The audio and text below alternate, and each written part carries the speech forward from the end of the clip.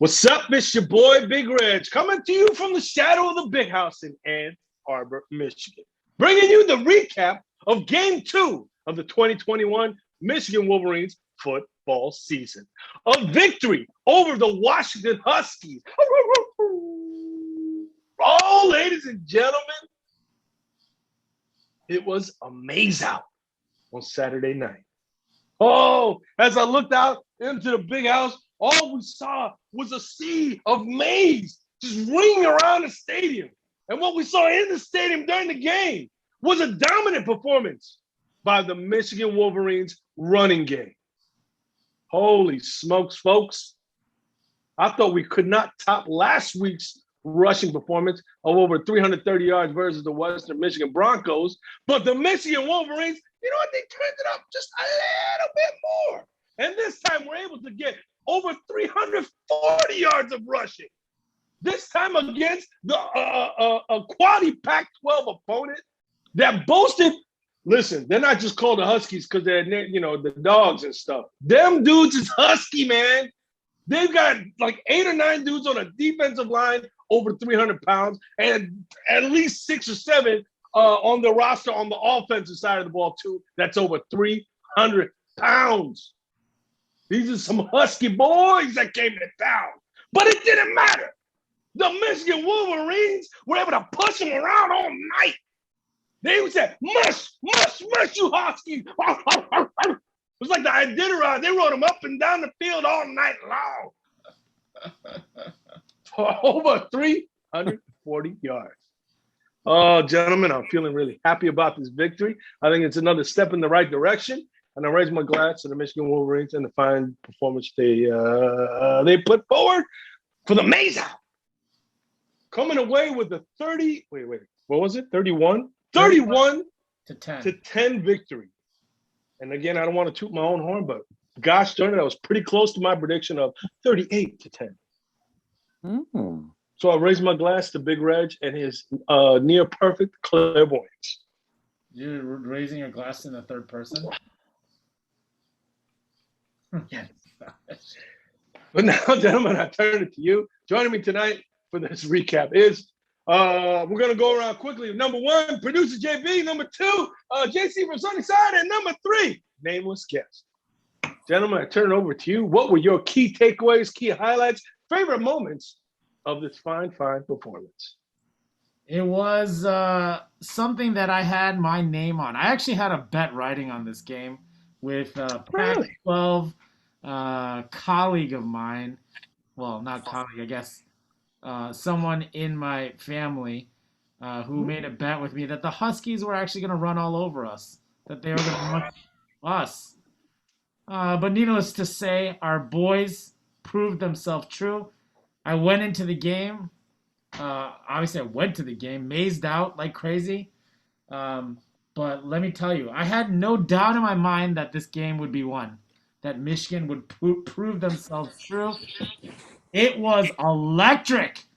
It was amazing. But let me tell you, more amazing than that was just seeing our might extended. Now, granted, there's moments where we actually needed a lot of work. And this is the second game of the season after a disastrous season last year. But let me tell you, those little bits of hopes that keep coming. They keep coming, they keep growing, and it's making me a little bit more happy every week. That's my take. There you go. I mean, producer JB said he was at the game, said the atmosphere was electric. When I watch it on TV, oh my gosh. I mean, you could just hear how loud it was.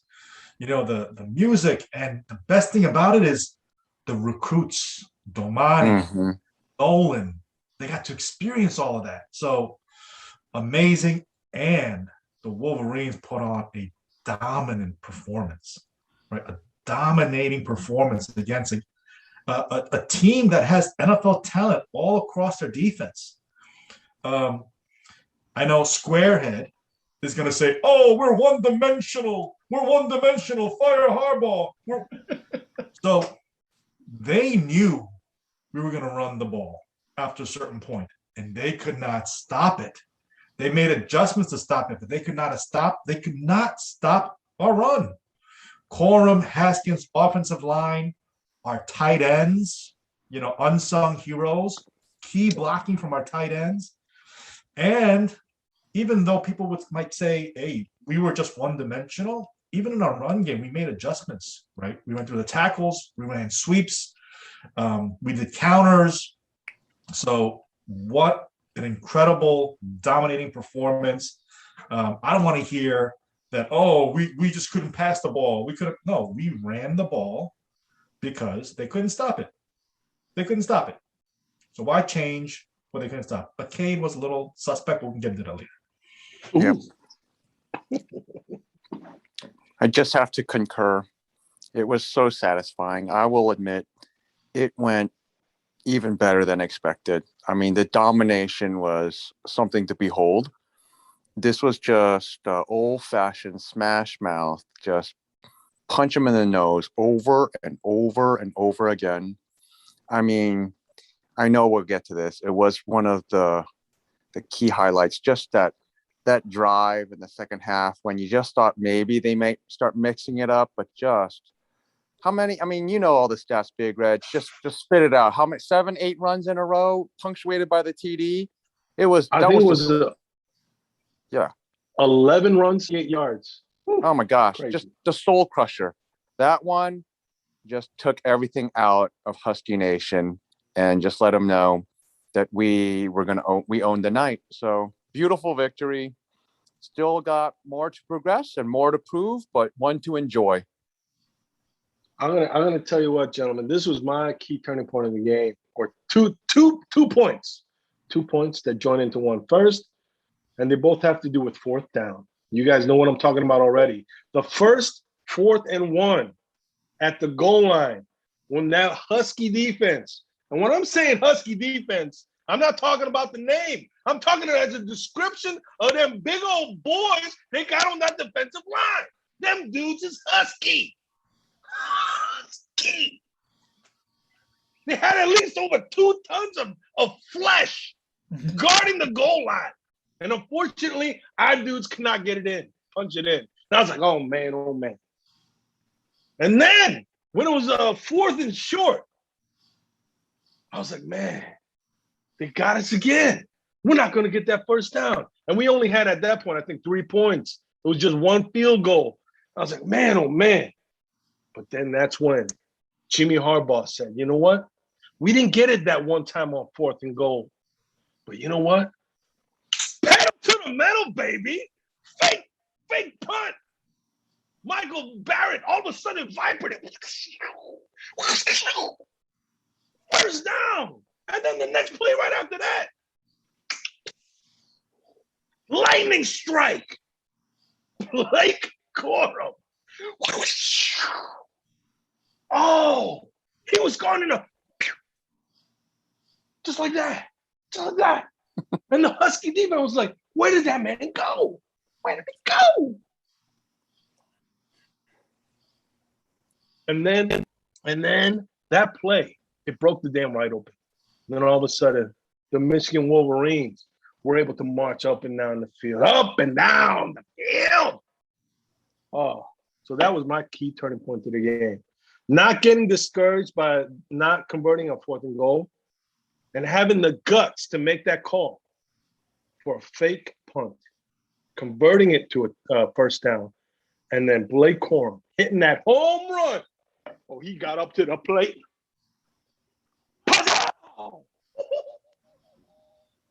All right. That was like an Aaron Judge. Boom! Oh, it left the park. I'll raise my glass to that. Let's put it this way. When I was at the game, first play, delay of game. Who caused that? The crowd. What was the crowd doing? We were cheering like crazy. The vibe in Michigan Stadium is different. But, again, that first quarter got me nervous. It got me nervous. There was a lot of feeling out that was going on right now. But then, exactly how Big Reg said, when my boy Blake Corum, I mean, I can't stress to you enough, He is right now the heart and soul of this team. When he runs hard, when he goes above and beyond, this team gets energized. And unfortunately, it's not really the quarterback who's doing this, but it's the running backs, both him and Hassan, who are running hard. That is proving that this team is grinding it out and accomplishing those things. And I'm hoping this spreads to the rest of the team. I saw the defense coming through time and time again. They adjusted quickly to what was happening. They found gaps. They found gaps in our zone defense, but then we adjusted to it, and they couldn't find anything else anymore. That quarterback was running for his life all the time, and luckily he was athletic and he could get out of certain situations. But our team just kept coming after them, and that was amazing to see. Yeah, I think our defense played well. I think Washington's offense is suspect. Their wideouts were out. I think 2 or 3 of their starting wide receivers weren't there. Did we stop their run? Did we do what we had to do? Yeah, we did. I got to give credit to Ross. I mean, he stepped up. I know that we've kind of bashed him in the past, but he stepped up with 11 tackles. And speaking of tackling, I think, the one thing that we did, even though we gave up some yardage, we tackled well. Like, we tackled. Like, even if they got 9-10 yards, we made sure that we got the short tackle. Again, props to Aiden Hutchinson. He was a man possessed yesterday. Just solid play by the defense. And I know Corum is getting a lot of credit, and he deserves it. And one thing I liked about him yesterday in the post-game interview was the first thing he did was give a shout out to the offensive lineman, which I love about him. But Hassan Haskins, I mean, running through the tackles, he might not get it as much yardage, but boy, he's hard to bring down. He is hard to bring down. I'm so glad you made that point, JC. I was just about to say that. Not to mention that our boy Haskins, as hard as of a runner he is, man, does he give a struggling interview. So props to Blakey to save the day. Oh, yeah. Anyone listening to that? That was Finn City, man. That was a little hard to listen to. Oh. He's like, I don't know what to say. And Blake just saves the day yet again with the interview and said, you know what? Let's give credit to our O-line. Let's give credit to the O-line. Namely, and I never thought I would say this, our guy, Vastardis, most improved lineman, 6th-year senior captain, he's turning into a monster. Like, sort of sad last year, but now kind of a freak. He was part of the 2-man block that sprung Blake for that long 60-plus yard touchdown run. Big Reg, come on, man. Come on, why you gotta call out Hassan Haskins like that, man? He was so excited. He kept saying, I don't know even what to say. I don't even know what to say. Come on. I love him. We love him. Come on. For real. I raise my glass. I mean, that dude, he delivers. It's like it's like the kidney punch all the time. You know what I mean? He gets right into the body. He just works the body. Oh man, it was just showing all night. So there was a lot to like about how the game turned out. But you know what? We got to keep it real, even though Mr. Squarehead is not here. What were some of the things that concerned you guys about that game? Because there's got to be, we didn't play a perfect game. So what were some of the things that we're going to need to work out in order for us to continue our road to success? Yeah, there's definitely 2 things that the whole stadium identified. Cade does not find the open receivers. The whole stadium was pointing out the time that he missed Ronnie Wilson, the time that he missed the tight end who had the first down. Like the whole stadium was just saying, throw it to whoever was open. And then Cade just did not choose the right spots. Second thing that was blatantly obvious too is even though Josh Ross is really good at detecting run and getting there, he's getting abused in that zone defense. They are throwing the ball literally to him to the tight end that goes right behind him, to the slot receiver that goes right behind him, drags across the field. I spotted it. Everyone in the audience spotted it. This zone defense, it needs work. It needs work.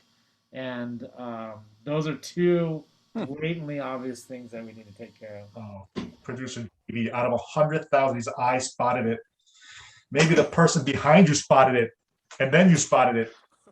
But yeah, I think what Big Reg said last week was, the passing is going to open up the running game. That's what he said.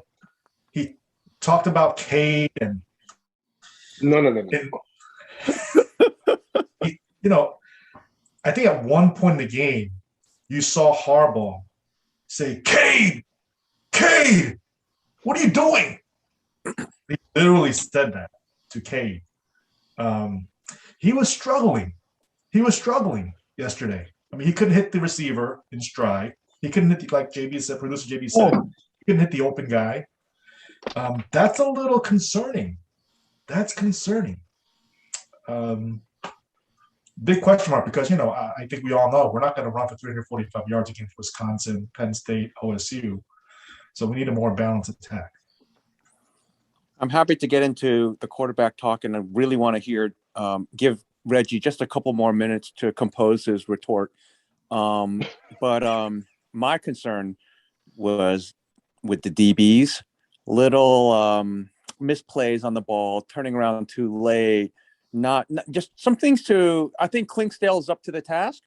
We got good coaching, so I'm hopeful that they can be continued to be coached up, but we didn't need for stellar play on just the second game of the season. It wasn't quite there, and I'm hoping to see it get better.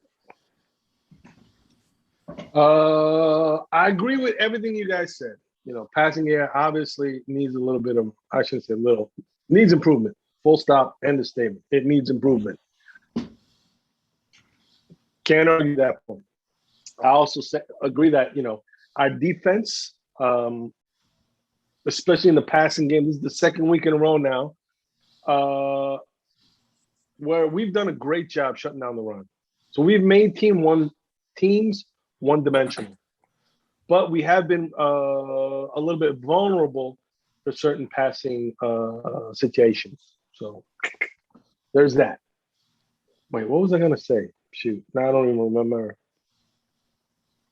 Holy smokes. You're about to defend your indefensible position on Cade McNamara being the MVP. Like the breakout player of the year.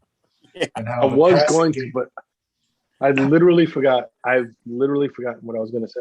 I mean, it's as simple as if someone's blitzing you from an area, you should be throwing to that area because it's not there anymore. Like that was blatantly obvious in the whole stadium of what was happening. But I will say he did have good ball control in terms of making sure to throw the ball out of bounds, to not get sacked. Like that part was actually really, really good, and I appreciated him doing that. It's just finding those receivers, and that's going to take time. It's going to take practice. It'll come. That's what that reminded me. So even though on the defensive side and the offensive side, there's still plenty of room for improvement, no doubt. But I think one key thing that's been a highlight this year versus last year is the fact that we haven't had a lot of boneheaded plays on either side of the ball. You know what I mean? There hasn't been, the silly penalties. There haven't been the pass interferences. Over 2 games now, I don't think we've had a interference yet. Whereas last season, I mean, that game versus Michigan State, it was either a completion or a pass interference. You know what I mean?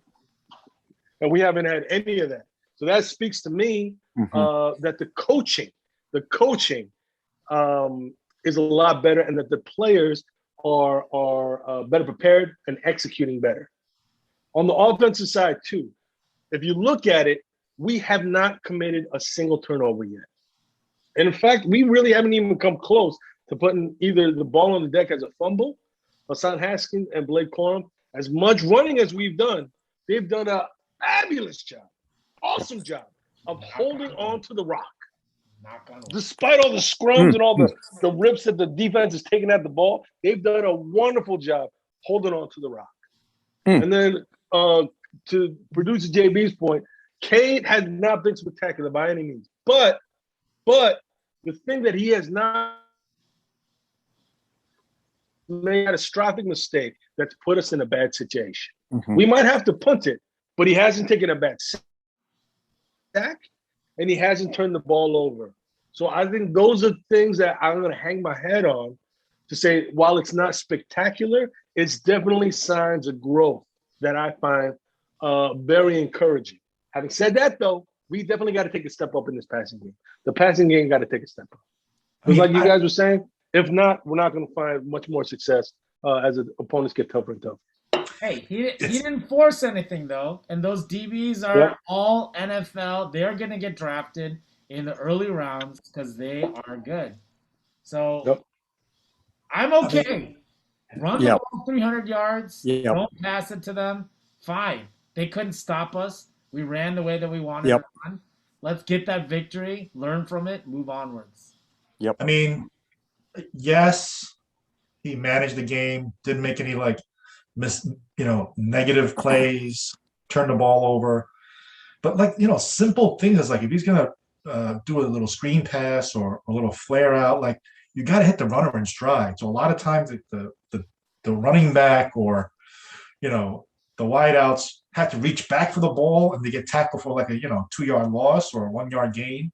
He's got to hit the receivers in stride, and those are elementary things. So I'm a little concerned, but hopefully with Northern Illinois and Rutgers, we can try to iron out some of these kinks, right?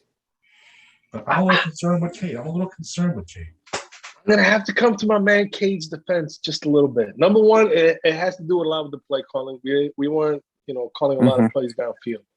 That's one. But if you watched some of those screen passes and things that didn't go for many yards, there wasn't very good blocking along the edge. Like Cornelius Johnson. I remember there was one early swing pass to Blake Corum. Corum had green grass in front of him. If the wide receiver had held his block for just a little bit longer, Blake would have went right past him, and then he would have had at least 15, 20 yards ahead of him.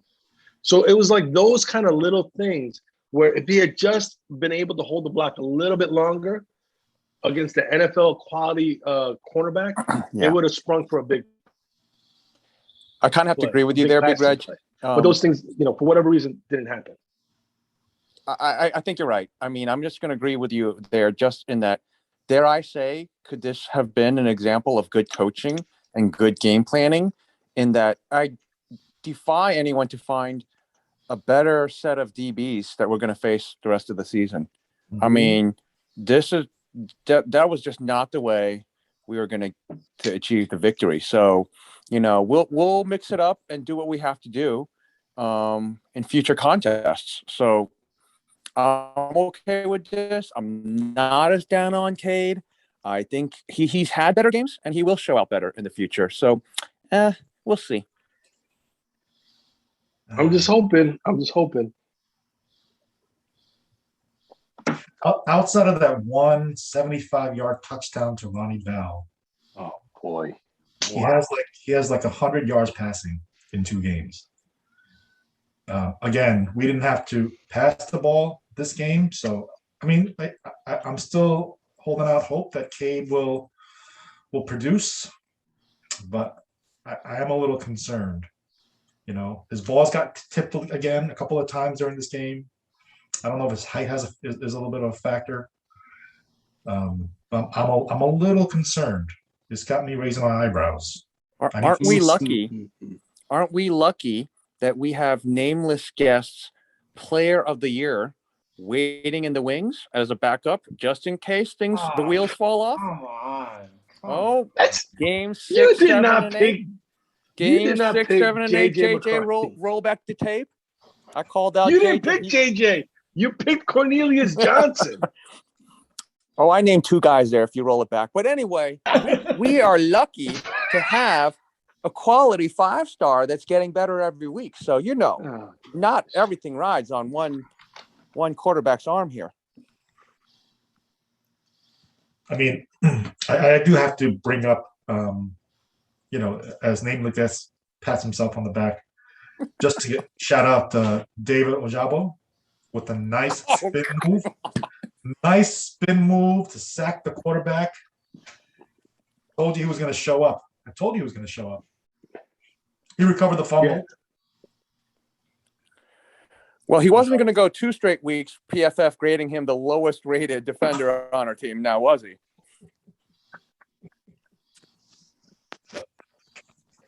Oh, gosh. Shut it down. Wow.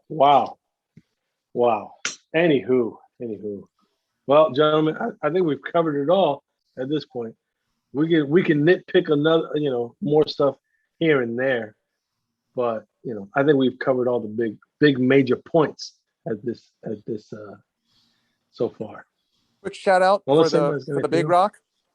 I had the distinct pleasure of viewing the entire game with your friend and mine, The Rock. Okay, and he made an astute observation. And anyone else notice how much PT? What's this guy Moore? DB Moore got? I mean, he was out there on the field quite a bit. Maybe Coach Klinks sees something and some potential in the youngster there, and he could be somewhat of a growing player. Who is that guy? He was a very underrated 3-star recruit, and people were saying Ohio. They were saying that he was going to be, could be a star player. He looks pretty good. He's a true freshman. I mean, he's out there playing, so that means he must be producing in practice. What number was he? He was the guy that got burned for the touchdown. 19?